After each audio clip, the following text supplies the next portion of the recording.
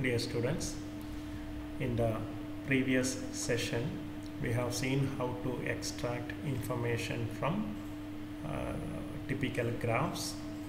We have done the example of an isobaric process. Now in this session we will discuss how to extract information from a graph corresponding to isothermal process. The principle or the method is in general applicable for any type of processes or any of the graphs, but we will focus on the PV graph corresponding to an isothermal process. From our fundamental concepts, you know that the PV diagram corresponding to an isothermal process will be hyperbolic in shape.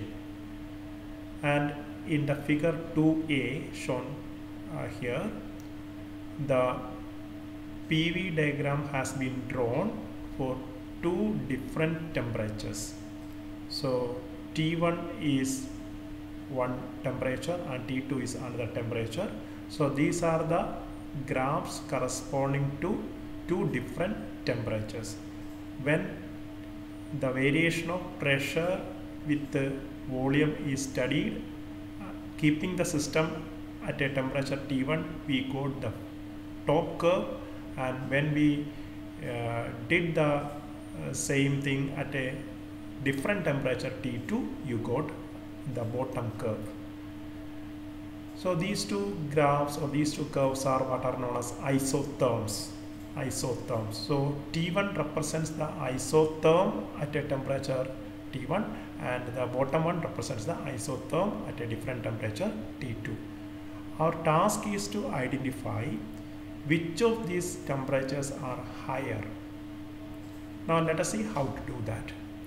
So I told you the information will be hidden in the equation of state.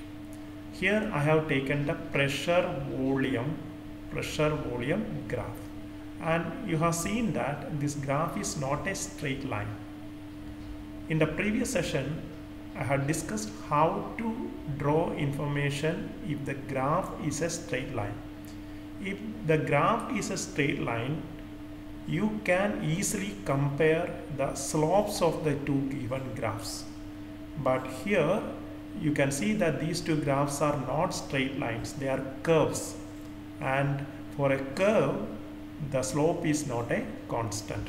The slope goes on varying from one point to the other. So while you are using such curves other than a straight line, it is better to do the second method that you have employed in extracting information. So I am not going to compare the slopes. Instead I am going for the for dropping perpendiculars either to the x-axis or to the y-axis. So let's go to that method now. So figure 2b here shows the method of dropping perpendicular to the y-axis. So already I have dropped a perpendicular to the y-axis. Now when you drop the perpendicular to the y-axis, let us say that it is touching the pressure axis at a point P. Now corresponding to this pressure, the lower isotherm gives a volume V2 and the upper isotherm gives you a volume V1. Now let us see how to reach the conclusion. Your equation of state is PV equal to RT. The variables here are, you can see, volume V1 and V2 and temperature T1 and T2. I have kept the pressure in my analysis a constant. So now I need a relationship between volume and temperature, keeping pressure constant. So what do? Pressure P is a constant, R is a constant. So I can rewrite this equation as V is equal to R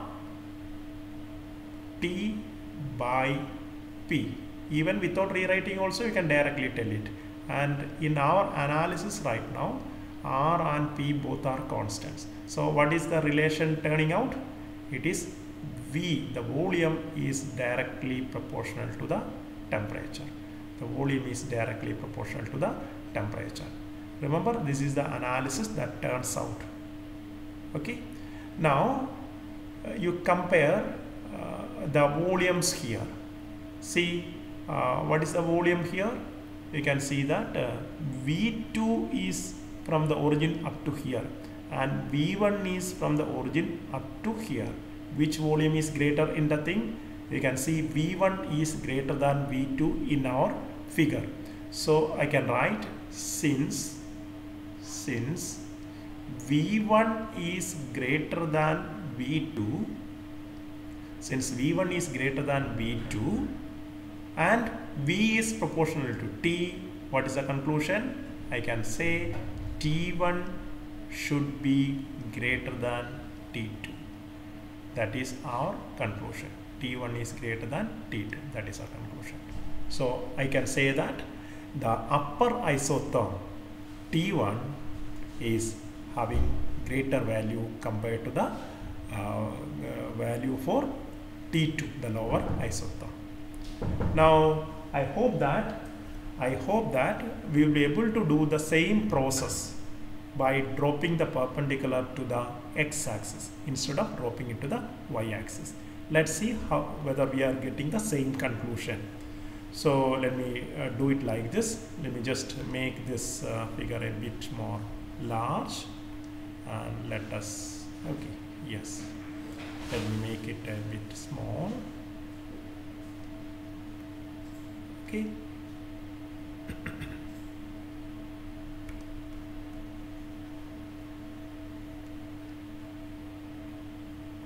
So now we are in a state to draw the perpendiculars. This time I am going to draw the perpendicular to the x-axis. So let me draw it from here. Only condition is that it should be touching both the curves. So I have drawn the perpendicular. Okay, there is some issue. Let me check it. I am trying to draw the perpendicular to the x-axis.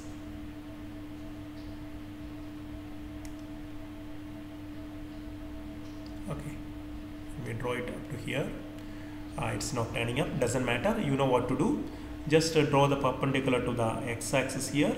Call that one as a volume. Let me say that is V, and corresponding to this thing, you will be getting a point here on the p-axis here.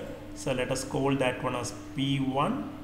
Okay, maybe I will call this one as P2 because it will correspond to this particular point. Okay, and corresponding to the other one, right? Corresponding to the other one, corresponding to, I can say, if it is going like something like this, you will be getting a point here. Let us call that one as what? P1. So you have got P1 and P2. It corresponds same V. So you can go to the same conclusion as here. Here the variables for our consideration are pressure and temperature. Pressure and temperature are the variables here. And we have kept the volume as a constant in our analysis now. So how do you go about this one? So I have a PV equal to, what is that, RT, PV equal to RT. Think of that. V is kept a constant. So automatically what happens? P is equal to R by V into T. Both R and V are kept constant in our particular analysis. So what is the relation between P and T turning out? So you will be getting P is directly proportional to T. P is directly proportional to T. That is the equation. So you know from the graph that P1 is away from the origin compared to P2. So certainly you know what you can say, since, same thing, since P1 in our construction is greater than P2, I can conclude that the temperature corresponding to P1 will correspond like a temperature, which is that one, that is nothing but our T1. T1 will be greater than T2. T1 is greater than T2. So you can see that we are able to reach the same conclusion by dropping either the perpendicular to the x-axis or to the y-axis. Hope you are comfortable with the method of analyzing a graph and extracting information from the graphs. So what I can tell you in general, in PV diagrams, you can generalize it like this. In PV diagrams for an isothermal process, the isotherm close to the origin, isotherm which is closer to the origin, will be having low temperature. So this is what I can say. In PV diagrams, you can have a conclusion. If you are using PV diagrams continuously, in PV diagrams, isotherms, this can be a valid conclusion worth remembering. Isotherms closer to the origin, closer to the origin of the graph, closer to the origin, will have or will correspond to lower temperature. So that is a conclusion that you can finally arrive at. Hope this session was useful to you. You try to analyze every given graph of this particular type by using a suitable technique that we have discussed. If it is straight line graphs, you can always compare the slopes, and if they are curves, better you draw perpendiculars either to the x-axis or to the y-axis and make a comparison of the way we have done it. Thank you.